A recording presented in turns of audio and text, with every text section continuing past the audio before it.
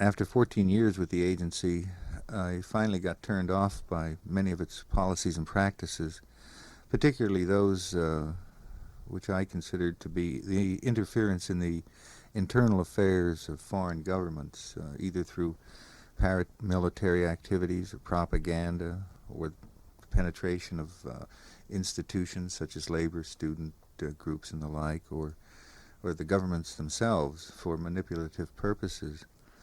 I thought a lot of this stuff was wasteful, unnecessary, counterproductive to the foreign policy of the United States, and in many instances just plain wrong.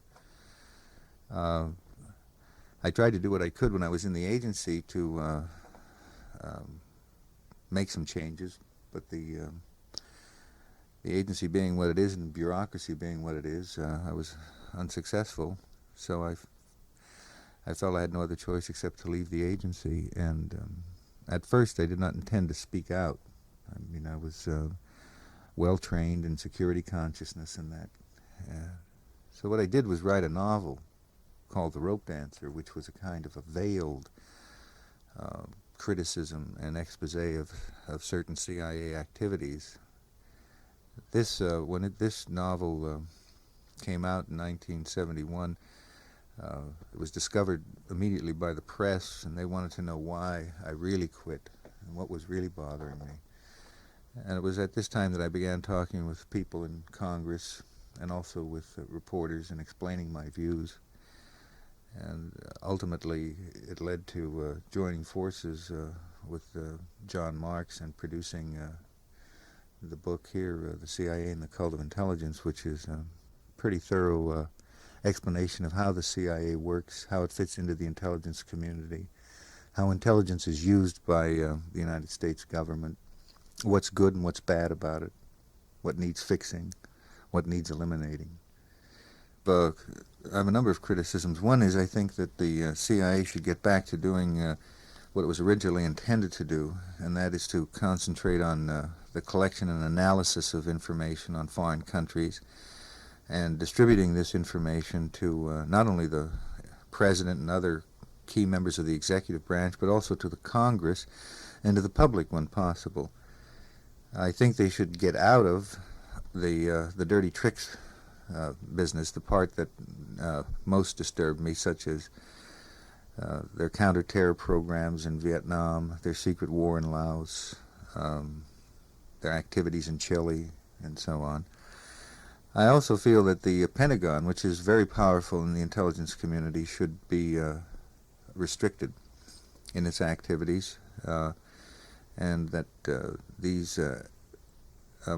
much of their activities should be restricted to what they call departmental intelligence, that they just need to do their own work.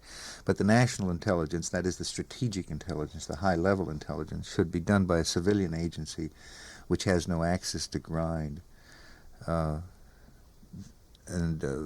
This would mean a CIA that is not involved in operations, because when it is involved in operations, it does have access to grind, like anyone else, and this hampers its intelligence product. I'll give you an example. During the Vietnamese War, the director of CIA is responsible for both the analysis and operations. He has people telling him that the war's a lost cause. There's just no way we can win. The Viet Cong are not going to quit. At the same time, he has operatives telling him, look, let's come up with this new program here to get at the Viet Cong infrastructure. You know, we can assassinate their leadership in the villages, and this will, cut off their heads, so to speak, and we can pacify certain areas of the country in doing this. So then he has to go forward to the president, and since he represents the whole agency, he has to tell a man like LBJ, on one hand, that you're losing your fanny in Vietnam, to which LBJ says, I don't want to hear that kind of talk. I'm paying you to do something about it. So then he has to say, well, we've got new programs out there, we're going to be able to manipulate the next election and keep Chu in power, or we're going to be able to do this out in the villages or that. So he has to lean one way or the other, depending on the pressures that are on him. and since he reports really to the president, this is in a situation like this, he tends to be more operational oriented. Besides, most directors of the CIA are ex-operators. I mean, Dulles was a clandestine operator, Helms was a clandestine operator, and now the new director, William Colby, is also a former clandestine operator. In fact, he was the guy that ran the Phoenix program in Vietnam. Did you take any steps to protect yourself from possible reprisals by the CIA? I first went to Congress. I first began to talk to people up on the Hill, various senators and congressmen. The CIA knew this, and I made sure they knew this. So that was an immediate form of protection. Secondly, when I saw things weren't going to go that well up in Congress, either because of apathy or those congressmen who were interested didn't have the clout, when I went public very quickly with a series of interviews with reputable, well-known reporters, and so that the material was printed, in the New York Times and the Washington Post, even in U.S. News and World Report, believe it or not, did one of the first big interviews. And that was a form of built-in protection, because I had surfaced immediately and openly, and now the agency was faced with dealing with me in that fashion. And what they did was they began to follow me around. They began to tap my phone. They began to discredit me behind the scenes by bad-mouthing me, where it really counted, in the certain congressional circles and journalistic. Can you give me some examples of that? Well, yeah. They would tell people that various reporters, have come back and told me what has been said. They say that, oh, he's a drunkard. Don't pay any attention to him. They would say, and that will work with some people. You see, other reporters would say, well, you're crazy. I've been with him for 2 or 3 days. And, he's not. I would do an article, say, for a certain magazine. The director of CIA would find out about it. He would call the publisher of the magazine and say, look, this guy, he's just a bitter, sour grapes and that kind of stuff. You don't want to give him any encouragement, do you? The publisher would say, no, I don't like the article anyway, so I'll kill it. They went to one publisher in New York. They sent a very high-ranking man up there and said the reason I left the agency was I was bitter because I hadn't been made deputy director. Well, that was so ludicrous that even the people he told the story to laughed at him. But they resorted to those kind of techniques, and that you just shrug off. You learn to live with that, and there are ways around it, because there are people who don't pay any attention to them, and so this doesn't do any good. But they began to do things which I can't prove, of course, but I'm convinced in my own mind. They attempted to entrap me, which is, of course, the best way to discredit somebody, and this is to put people in touch with you who are say that they're representing foreign governments or foreign organizations, and get you to deal with them, so that they can then spring it on you and say, see, this guy was perfectly willing to deal with these kinds of people who were, could have been KGB agents or East German intelligence service. So what I would do, every time I'd get a letter to this effect, we would like you to come to Berlin to talk to you about writing, where you'll be able to write freely without any inhibitions or government controls. Or when strange people would call me up on the telephone and say, put ad in newspaper on such and such a night, this way and that way, and I will contact you. Well, every time I got one of these contacts, I would just simply turn it right over to the agency's chief of security, and I'd tell him, Oz, if it's legitimate, that's up to you guys to follow up on. If it's not, and it's you guys horsing around, knock it off, because I'm not going to fall for it, and I'm going to play it straight, and I'm going to play it straight. After a while, I think they came to the conclusion that, well, he is playing it straight, and there's just nothing we can do about it, and so we're going to have to play it straight. And that's when they went to court and everything, and got me on this technicality that my secrecy oath was the equivalent of a contract in perpetuity, binding me forever from revealing anything about the intelligence business without the approval of the CIA. I wanted to argue on broader grounds of national security. Is what I'm going to say harmful to the national security or not? They didn't want to argue on those grounds. They wanted to argue on these technical grounds.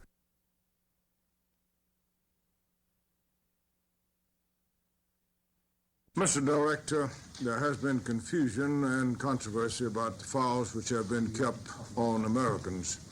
Under what circumstances and by whose direction are files kept on Americans by CIA? Ms. Sykes, there are a number of different files in an institution as large as CIA. Of course, we have files of our employees, of applicants, of people who do business with us, contractors, and so forth. We have files for clearance of people who are given access to our sensitive intelligence. If somebody is working in another part of the government and has a reason to Those files haven't been controversial. Those have not, no, but I'm trying to respond. There are lots of different files. The files that you are particularly referring to, I believe, Mr. Sykes, are those that were collected during the counterintelligence program that was conducted from 1967 on. This program was an attempt to identify whether there were any foreign connections with American dissident movements. In the course of that, we worked with the FBI and we collected material abroad. This material abroad about the activities of foreign anti-war and similar groups, peace groups and so forth, did include names of Americans in the conferences that they went to and things of that nature.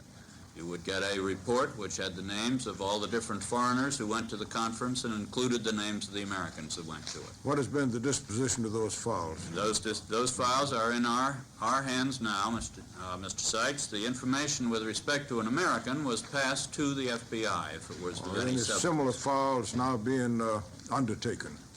There are the normal counterintelligence files, Mr. Sykes. If there is a counterintelligence question that comes up abroad of a possible connection between a foreign intelligence service and an American, that material will be in our files and will be reported to the FBI or the appropriate department. Congressman Adabo. What domestic activities, if any, have been actually discontinued because of they're either being considered illegal or unwise since this has been published in the press? Well, in our review of all of these, Mr. Adabo, we found a number of things which we thought were unwise, such as the collection of files on Americans incidentally to our other activities.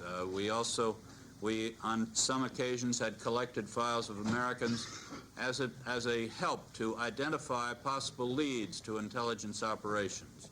Or we had collected files on Americans who had incidentally come up in the course of security investigations of other people. And this kind of thing that was an incidental to the main function. We have put out very strict instructions that any files that we do have of Americans must be clearly justified by their primary purpose and must be clearly identified and must be kept in a fashion which do not in any way constitute a blacklist or any other kind of police-type dossier on them. We also have reviewed our relationships with various other government institutions within the federal government and within the other parts of our constitutional structure. And we have made it clear in that review and in the instructions given out that we are to avoid involving ourselves in the domestic activities of any of those, even incidentally. Well, have you also used foreign intelligence or police organizations to check out your security people or Americans abroad? On occasion, there are problems that start in America and the individual goes abroad. And if it is an intelligence question, as distinct from a criminal question, we may go to friends abroad to see if they have any information on that individual. Congressman Jamo.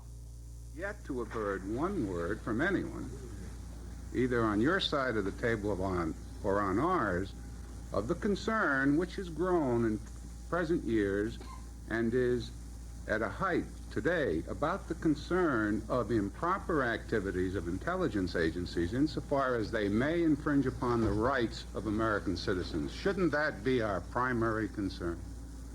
Well, Mr. Giamo, I have indicated that I think we have done things that are improper. I would not say, though, that that is my primary concern, because those instances were few and far between. And I think it would be a mistake to throw the baby out with the bathwater. No one I agree with you that we don't want to throw the baby out with the bathwater, but I'm sure that you don't intend to, I'm sure you don't intend the statement which would give someone an inference that the rights of citizens are not paramount to the rights of the existence of an agency. I think the rights of the citizens under our Constitution are paramount, Right. but I think that the infringements of those rights in the past have been so few and far between, All right. and so exaggerated that you are putting into jeopardy the continued ability to conduct an intelligence service in America. Now I'd like to give you a scenario, to use a much-used 1974 term in congressional hearings. We'll take a young congressman who was young when he came to Congress from North Haven, Connecticut. He's served in the Congress for 16 years. Served on the Appropriations Committee since 1963, that's 12 years. Served on the Defense Subcommittee, which covers your budget, the budget of the CIA. When he goes home and tells his citizens, all 500,000 of them, that he has absolutely no idea of the size of your budget, of where it goes, of what your agency does, his citizens look at him in utter shock and in many instances in disbelief.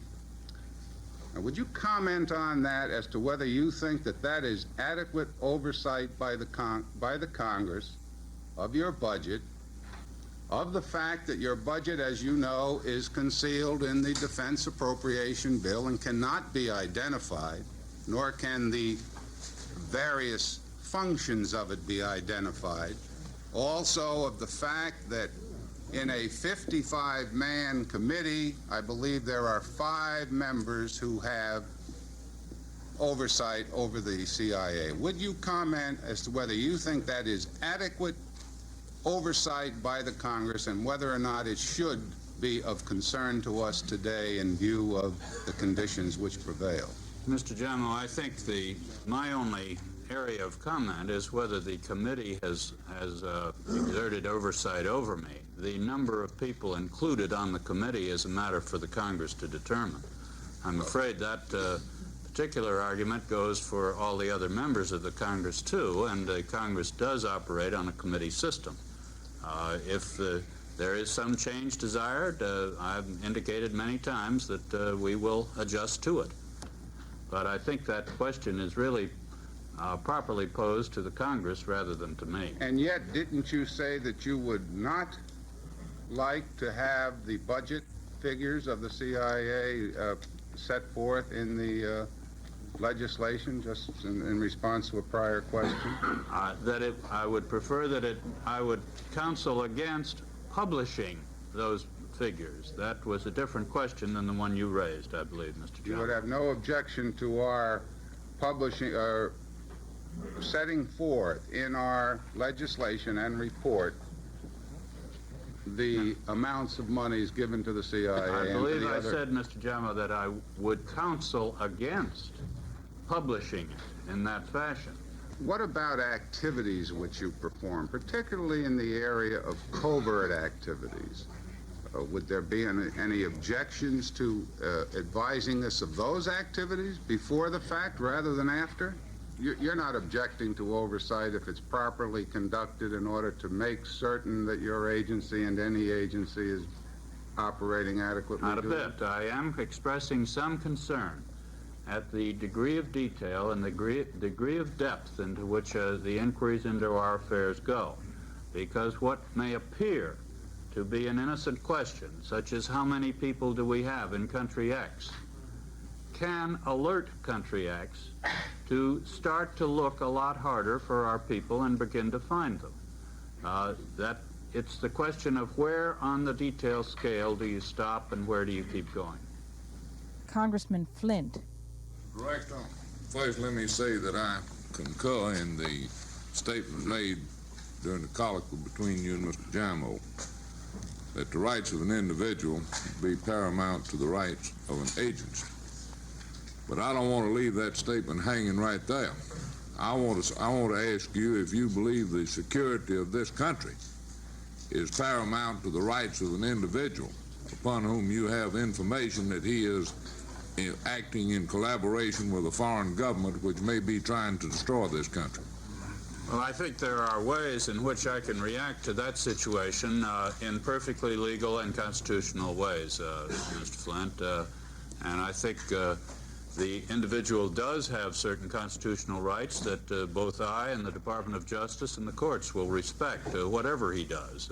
We have had trials, public trials of agents of other powers in this country before, and we can protect ourselves within the due consideration to the rights of the individuals. Well, I certainly express the hope, as one member of this committee, that when you have information that an American citizen on American soil is conspiring with and collaborating with a foreign power whose interests may be directly opposed to the interests of this country, that you and your agency will exert every capability at your command to ascertain what he's doing to further that collaboration. I am absolutely obliged to bring that to the attention of the proper authorities, by which I include the FBI, and if the hypothesis that the chairman mentioned that they would not act, then I would have to go up above the FBI to see that some action is taken.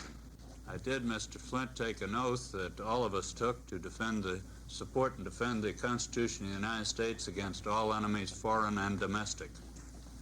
I do not think anyone in CIA dropped the last two words off its oath.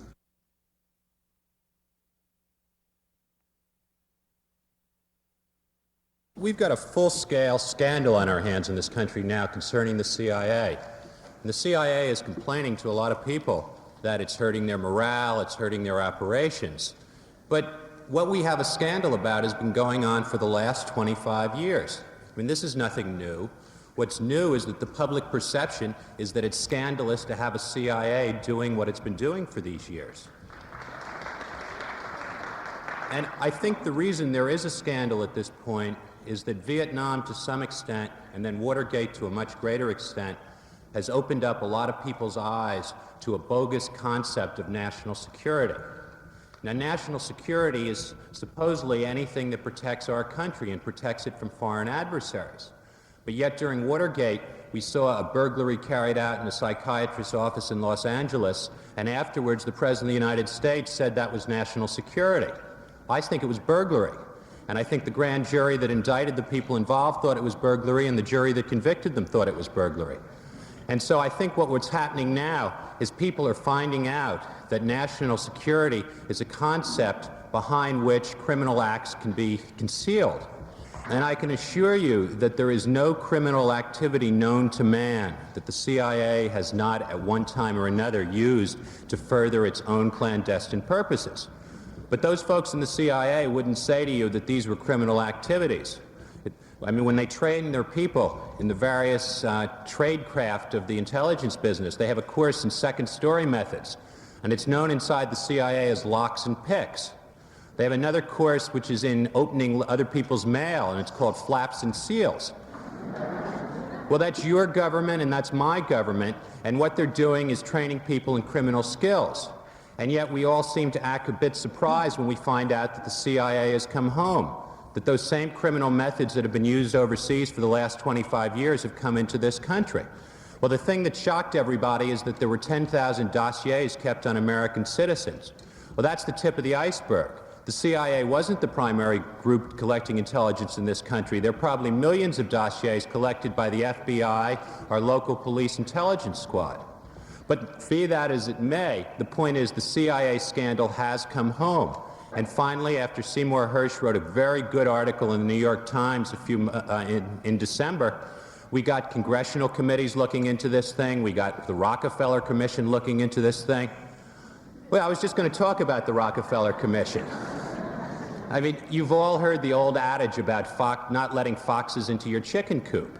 Well, there are a lot of foxes on that Rockefeller Commission, and the head fox used to be governor of this state.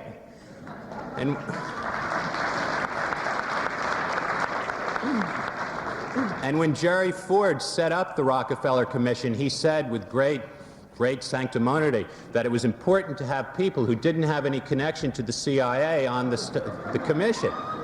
Well, I don't even have to tell you about Rockefeller. You might not know that during the 1950s, Rockefeller was also advising the President of the United States on intelligence and CIA matters. And then for years, Rockefeller was on the President's Foreign Intelligence Advisory Board, which was supposed to be stopping the kinds of abuses that Seymour Hersh exposed, and now Rockefeller's investigating. There's some other members of that commission, too. There's a man from the AFL-CIO. It's hard to say AFL-CIA or CIO. It's not so easy to know the difference. And Mr. Kirkland is the #2 man in that organization. He's on the Rockefeller Commission. And I can tell you that the AFL-CIO for the last 25 years has been fronting for the CIA and overseas labor activities, has been deeply involved with the CIA, and that's something that some of its members should try and get into at this point. And there are a few other members of that commission who you would not say are free from sin in their past activities as far as the CIA is concerned. I mean, almost to add insult to injury, they made the chief counsel of that commission somebody who had extensive experience on the Warren Commission. Well, I mean, let everyone judge what that means. But I am more optimistic about some of the other investigative efforts that are going on at this point. For one, the reasons are fairly complex, but the fact is that both the Senate and the House now have committees that are going to be looking into the intelligence community. Well, they always did have committees in both bodies, except they really didn't do much except protect the CIA from outside criticism. Before, those committees knew essentially what the CIA wanted to tell them, and I guess Senator Stennis, who was head of the Senate Oversight Committee, summed up pretty well their attitude. He said, and I'm paraphrasing slightly, but Senator Stennis said, you have to close your eyes some when you have a CIA or an intelligence activity. That you have to close your eyes some is the operative phrase. And that has been the attitude of the Congress, because national security was something that couldn't be tampered with, that somehow was thought to be the province of the executive. Well, now that's changing. And I think that Senate committee is going to find there have been an awful lot of abuses committed in the name of national security. Now, over in the House of Representatives, you have Congressman Nedzi heading the special committee to investigate the CIA and the other intelligence organizations. And there's a man who's had some problems on that subject over the years. He was chairman of the Oversight Committee in the House that existed in the olden days. Now, he was limited by not being allowed to have any staff at all, and by serving only at the sufferance of Chairman Hebert. But there are a lot of good other members of that committee, and perhaps they're going to be able to get to the bottom of this thing. I think it's awfully important. There's another issue we should throw out here. Not only does the CIA get $750-odd million from the Congress every year, but the CIA has a whole network of proprietary or false front companies. There's a holding company, which is a CIA holding company called the Pacific Corporation, which has a whole web of airlines under it, and this is just one of them. And those CIA false front companies are supposed to live their cover, and that means doing business with the American public and publics in foreign countries. And so the CIA has one of the largest networks of airlines in the world, flying under such brand names as Air America, Southern Air Transport, Intermountain Aviation. But why this is important in a budgetary context is that these CIA proprietary companies receive revenues in the hundreds of millions of dollars every year, and that money is plowed back into operations. Now, you all probably know that the Constitution says only the Congress shall appropriate funds. It says nothing about intelligence agencies raising their own funds on the local market or in the open market. And I think that's something that really has to be looked into, because I could conceive a day when the CIA budget was cut by Congress and so they increased their commercial activities. And I think the time has come to eliminate some of these special exceptions for the CIA's budget. I want to tell you a story that Philip Agee tells in his book. Philip Agee is an ex-CIA operative who's was in Latin America for 9 years before he decided that that wasn't the way he wanted to spend his life. And he talks of being down in Uruguay. and sitting in the office of the local police captain, who is his and the CIA's principal liaison in the local Montevideo police force.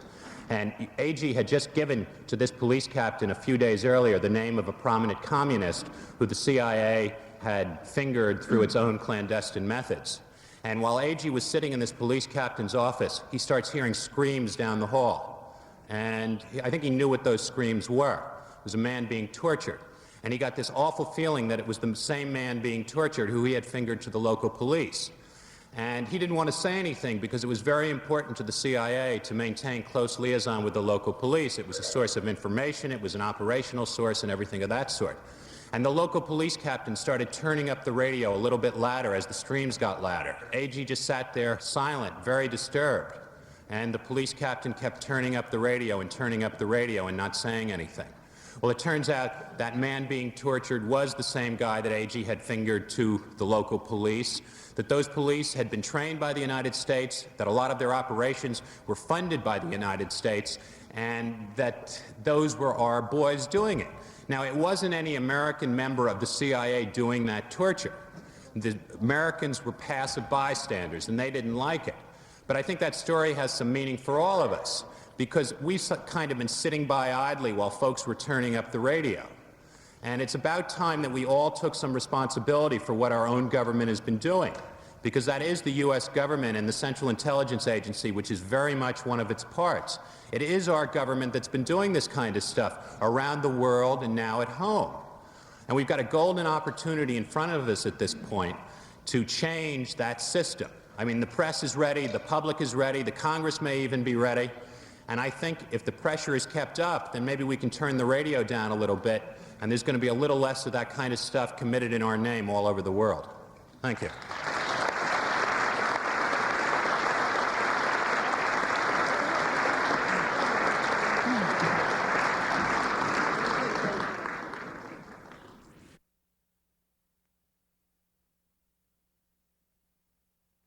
One of the targets of the CIA has been the press itself in many ways.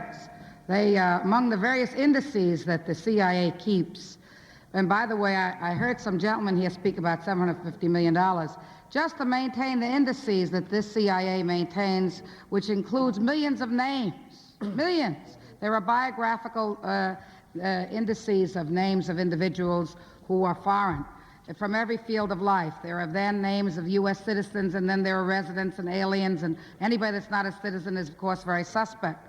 Then there are data information files, then there are newspaper files, and then there are files just of articles. And if your name happens to be in that file, then you get a folder.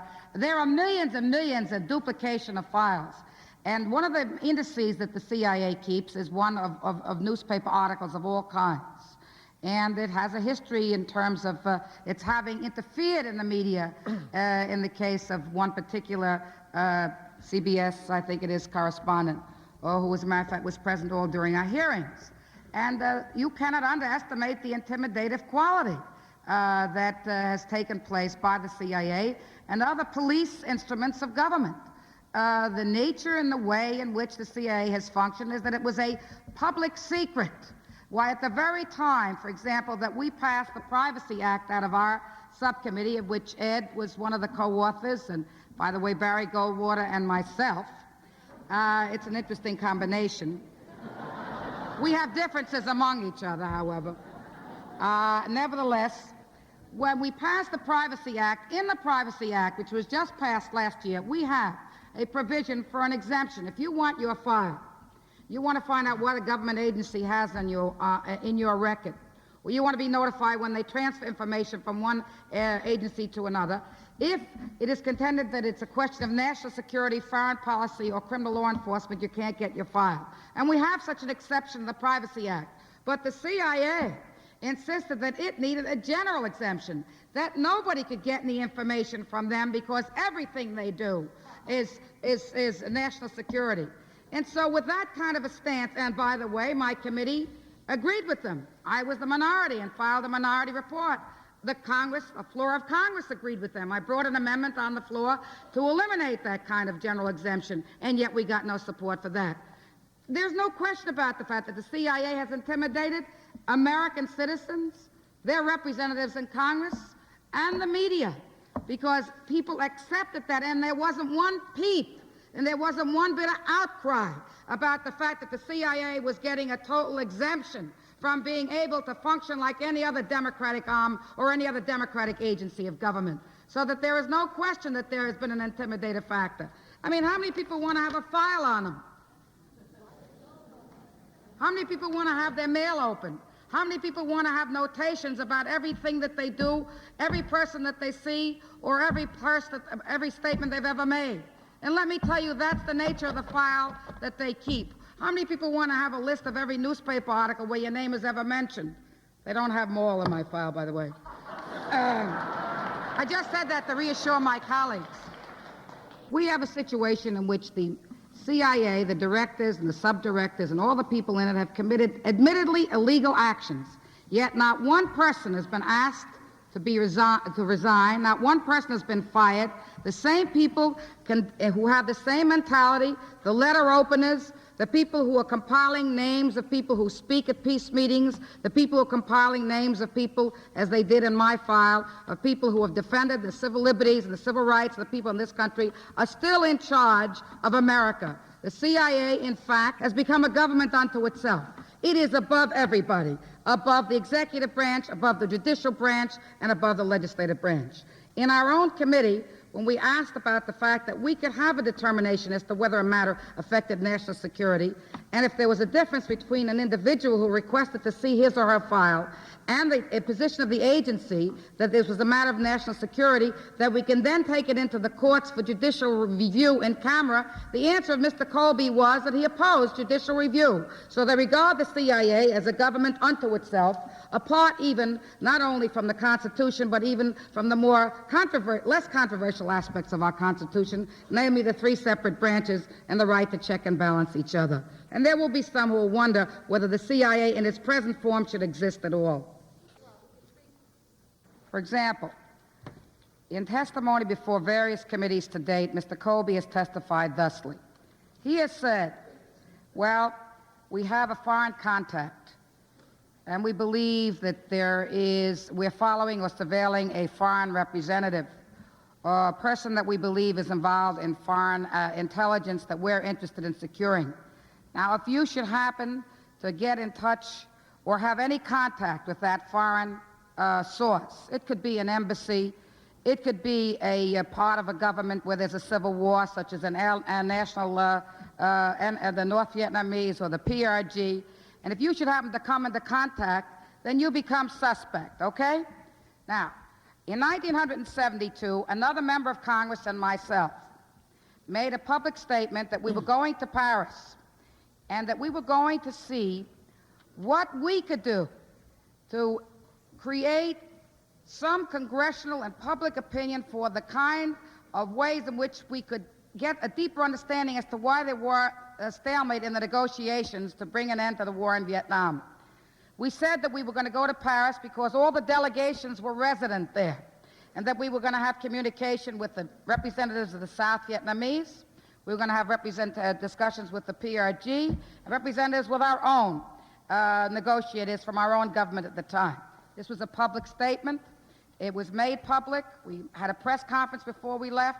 We had press conferences and statements in Paris. When we came back, we gave a report to the Congress. It was in the congressional record, as well as to the public.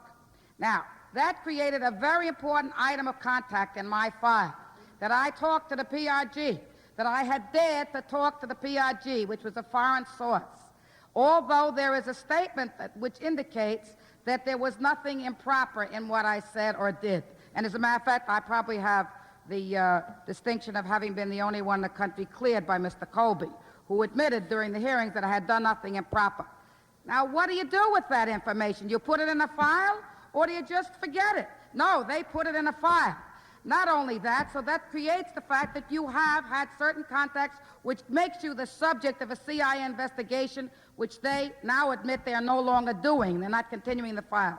On the other hand, in further questioning, in terms of other people, I said, well, what do you do with the information that's not relevant to your foreign intelligence? Oh, he said, well, we give it to other agencies. It's like a grab bag. Your name comes up. It shouldn't be a total loss. You're not involved in any foreign links. We got to do something with it. We have to do something with it. So we distribute it to 17 different agencies. One day the FBI gets a flower. The next day it's the Special Investigated Unit of the Internal Revenue or the Secret Service. By the way, the Secret Service is the next item of investigation in my hearings. They maintain a 250,000 watch list. In other words, there are about 250,000 people whom they survey, theoretically as being possible threats to high men in office, including the presidency. We gave them 20 names, which we selected at random of among peace activists, and said, if these 20 names appear in your computer, then you're in trouble. So they came back and they said, we're in trouble. My point to be made, frankly, is this.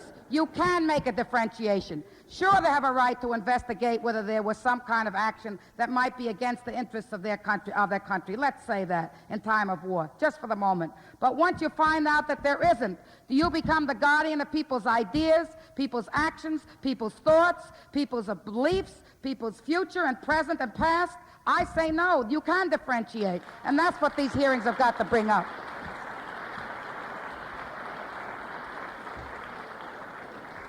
The last question is a very important one, and I think I have some shading of differences with my colleagues on this question.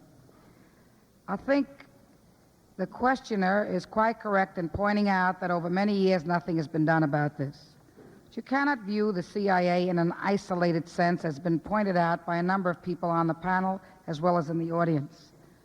Its creation is a direct product of the Cold War.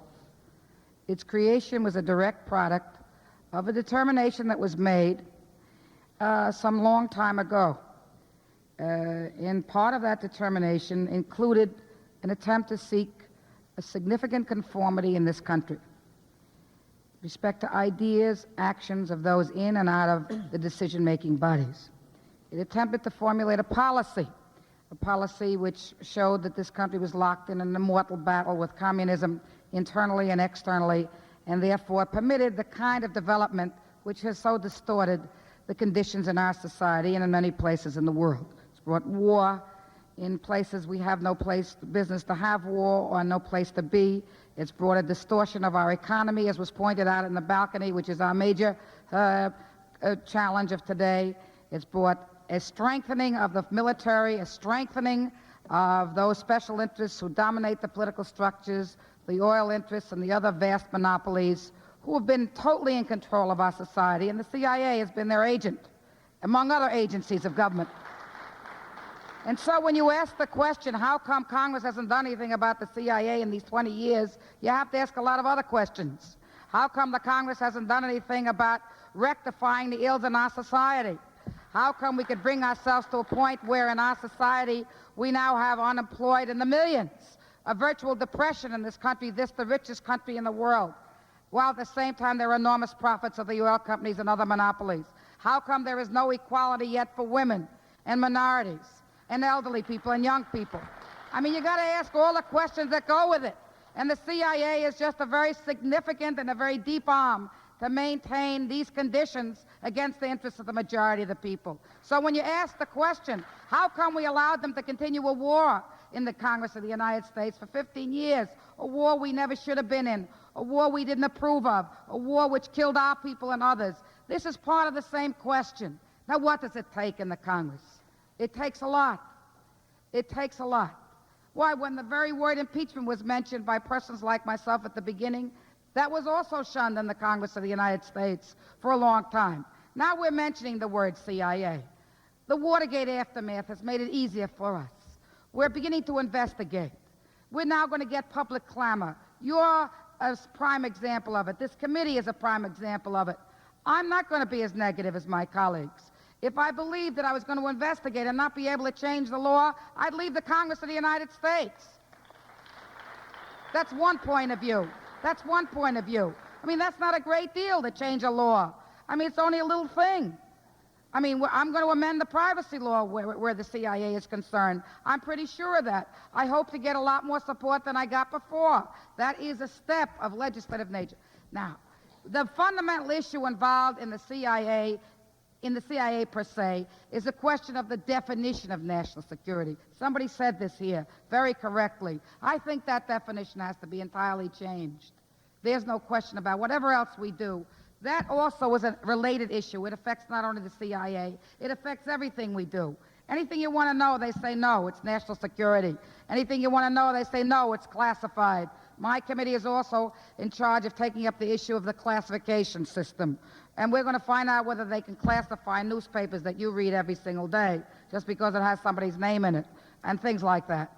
The question is that if we can develop strong political pressure, strong political movement in this country, to begin to say this country is being ruined by those who would destroy democratic institutions, being ruined by those who would insist on the inequities in our economy, and the inequity in our social institutions, then we can pass legislation which can have agencies of government reflect people. Until now, we've allowed the government to rule us instead of us rule government. And that's why I believe that since the Congress has finally come to grips with the fact that maybe they can give some leadership to change in this country, maybe they will pass some laws. I don't completely share the opinion of both Holtzman and Badillo on this. It is true that there's a tendency of committees to investigate and they're afraid to act. Well, mine is a legislative committee. We're going to act. There are other legislative committees in the Congress. They're going to act. The degree to which we act, the degree to which we have the capacity to act, is the degree to which the people out there organize, make a difference, create some political change, get into action, not only sitting here in the conversation. That's easy. It's easy for you to come here and for me to come here. It's a little harder, but all right. It's not right that you just sit there. You got to get out and organize and make a difference. And the Congress is going to have to reflect you. We have 75 new members of the freshman class. They are beginning more to reflect the people all over this country. The degree to which they act depends upon you and all the yous in Iowa and in Alabama and in California and in the Midwest and in Georgia. And the political action is what is so necessary from all of you people who care so deeply so that there can be legislative action and political change, frankly, which is what is desperately needed.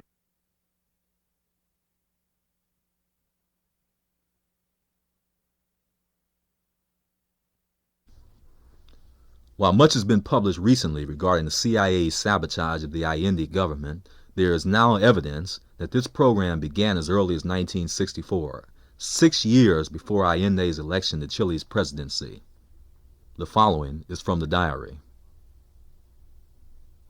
Montevideo, May 15, 1964. Another nuisance assignment. The Santiago station has a really big operation going to keep Salvador Allende from being elected president. He was almost elected at the last elections in 1958, and this time nobody's taking any chances. The trouble is that the Office of Finance and headquarters couldn't get enough Chilean escudos from the New York banks, so they had to set up regional purchasing offices in Lima and Rio. But even these offices can't satisfy the requirements, so we have been asked to help.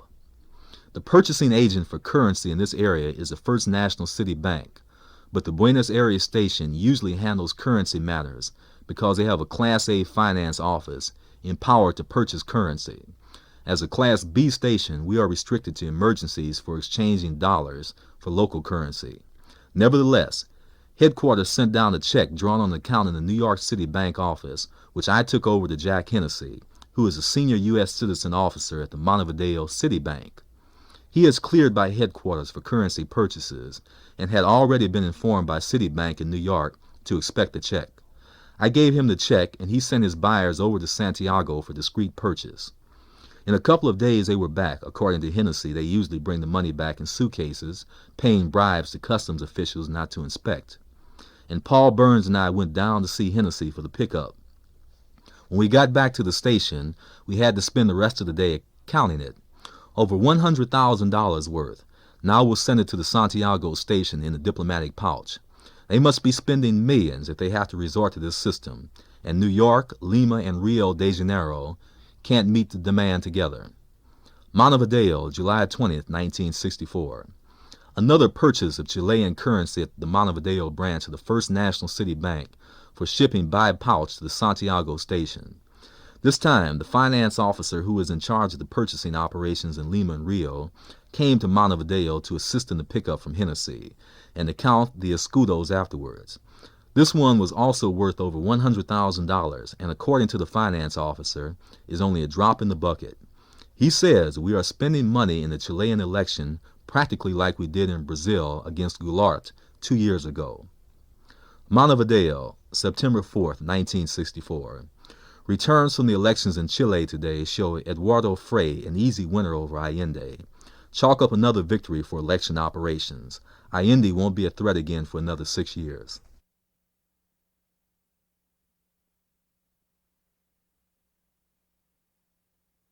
In 1965, the station in Montevideo undertook a long-term electronic surveillance operation against the Egyptian embassy, with the direct assistance of the Agency for International Development. The object was to discover and break the code which the Egyptians were using to relay their important diplomatic messages to Cairo. The diary. Montevideo, June 4th, 1965. I've been asked by Ned Holman, the Montevideo station chief, to take over another operation. This one is an effort not yet off the ground to make a technical installation against the embassy of the United Arab Republic on the street behind our embassy and on the floor above the AID offices. Headquarters is getting anxious because if the operation is successful, it will enable an important UAR cryptographic circuit to be read. As part of planning, they asked for a floor plan of the embassy, which I got through the Avanen Electric Company. Avanen being a CIA designated term for a team of 7 surveillance agents placed by the CIA in key Uruguayan state-owned communication industries. And soon a Division D officer will be coming to survey the place.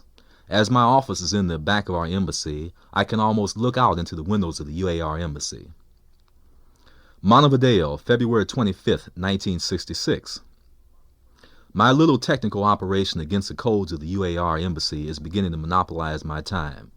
For over a week, 2 Division D technical officers, Donald Schroeder and Alvin Benefield, have been here planning the installation, and I've had to take them from shop to shop buying special glues, masking tape, and other hard-to-find items. Schroeder was here late last year for a short visit, and at his request, I sent the electric company inspector, who is part of the Avanen surveillance team, into the embassy for an inside casing. After his visit, there was no doubt where the code room was located, right over the office of Frank Stewart, the director of the Agency for International Development. Some time ago, Stewart received an instruction from aid headquarters in Washington to lend whatever cooperation is necessary to the station, although he doesn't seem to know exactly what is to happen. I have arranged with him to get the keys to aid and for him to send away his watchman when we make the entry a few nights from now. The installation will consist of 2 special contact microphones. Contact, meaning it is made to pick up direct vibrations instead of air vibrations, as in the case of a normal voice microphone. Connected to small FM transmitters powered by batteries. Schroeder and Benefield will install the equipment right against the ceiling, as close as possible to the spot where the UAR code clerk has his desk. From my embassy office, which is across the street from the UAR embassy and the aid offices, we will monitor the transmitter in order to record vibrations from the machine. The National Security Agent cannot break this code system mathematically, but they can do so if sensitive recordings can be obtained of the vibrations of the encrypting machine when the disks clack to a stop. If we can discover the settings on this machine in Montevideo, NSA will be able to read the encrypted UAR messages on the entire circuit to which their Montevideo embassy pertains. This circuit includes London and Moscow, which is why we have been pressured to get the operation going here. If successful, we will record vibrations from the machine every time the settings are changed in the future.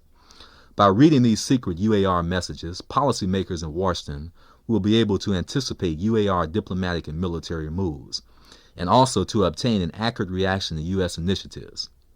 In another day or two, Schroeder and Benefield will have all their equipment ready. Our plan is to drive up Paraguay Street about 9 p.m. and enter normally through the front door of the aid offices using Stewart's key. After checking security and closing blinds, I'll park the car just down Paraguay Street from aid for emergency getaway.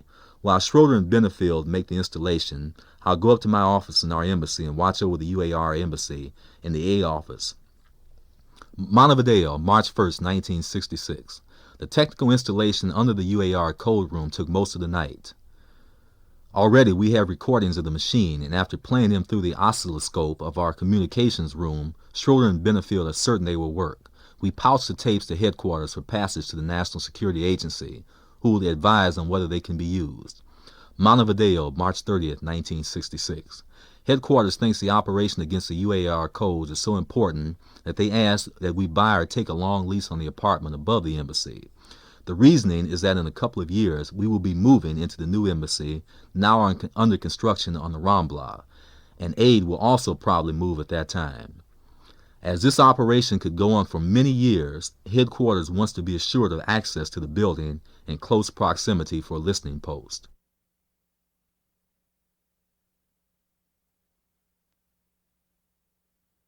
A major weapon used by the CIA to discredit the Cuban government in the early 1960s was a forged document.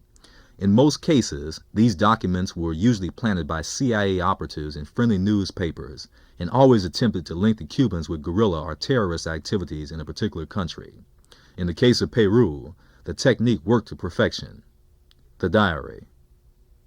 Quito, December 30th, 1960. Peru's breaking relations with Cuba today hasn't helped prospects for the upcoming Inter-American Conference. The break is partly the result of a Lima Station operation in November. The operation was a commando raid by Cuban exiles against the Cuban embassy in Lima, which included the capture of documents. The Lima Station inserted among the authentic documents several that had been forged by TSD, Technical Services Division, including a supposed list of persons in Peru who received payments from the Cuban embassy totaling about $15,000 monthly. Because not many Peruvians believed the documents to be genuine, the Lima Station had great difficulty in getting them publicized. However, a few days ago, a conservative deputy in the Peruvian Congress presented them for the record, and yesterday they finally surfaced in the Lima press. Although the Cubans have protested that the documents are apocryphal, a recent defector from the Cuban embassy in Lima, present during the raid and now working for the agency, has confirmed that the TSD documents are genuine. The conservative Peruvian government then used the documents as a pretext for breaking relations with Cuba. Gustavo Salgado, the well-known columnist, is placing most of this material for us, and he also arranged for a replay of follow-up propaganda about the exile assault on the Cuban embassy in Lima last November. The commando leader has recently been interviewed by the Agencia RB Latinoamericano news service, which is a hemisphere-wide propaganda operation of the station in Santiago, Chile. He said that other documents captured during the raid, besides a list of Peruvians paid by the Cuban embassy in Lima, revealed that Cuba was using certain Peruvians and Ecuadorians in the hope of setting off an armed conflict between the two countries, which in turn would prepare the atmosphere for a communist rising in Peru. In his column today, Salgado rehashed the background in the interview and called for the publication of the names of Ecuadorians working in this Cuban adventure. The other documents are, of course, also agency produced. The purpose of the campaign is to prepare public opinion so that reaction to the Cuban invasion, when it comes, will be softened. Other stations in Latin America are doing the same.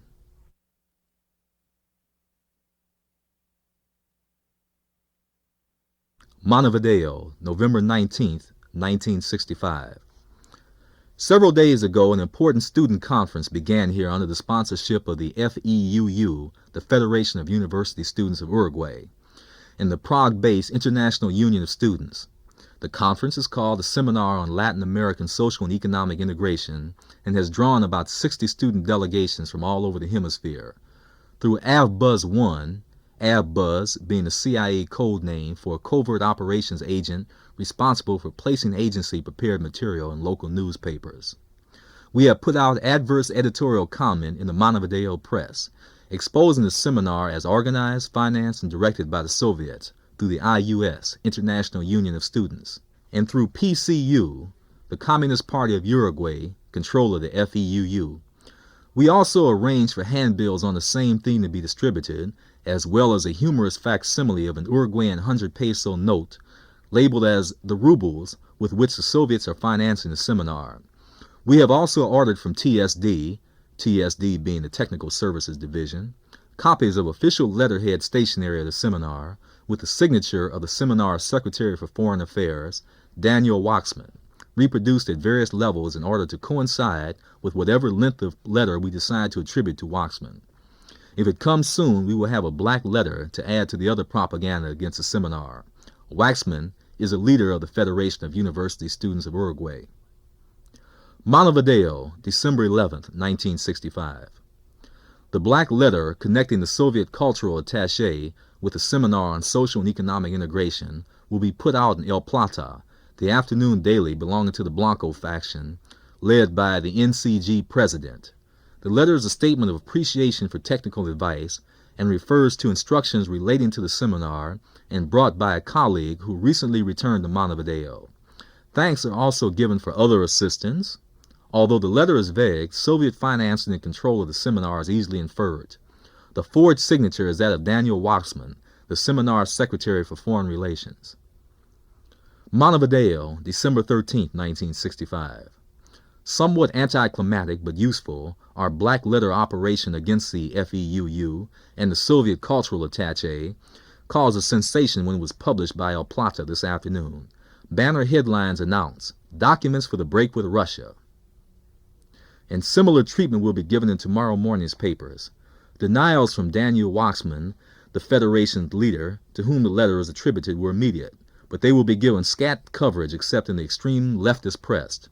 Abbuzz 1 has arranged for Alberto Roca, publisher of the station-financed newspaper Combate, to take responsibility for the black letter in order to relieve El Plata of liability. Through Abbuzz 1, will place new propaganda in the form of editorial comment using the Union's capitulation to avoid the break with the Soviets as proof of Soviet influence over the Unions.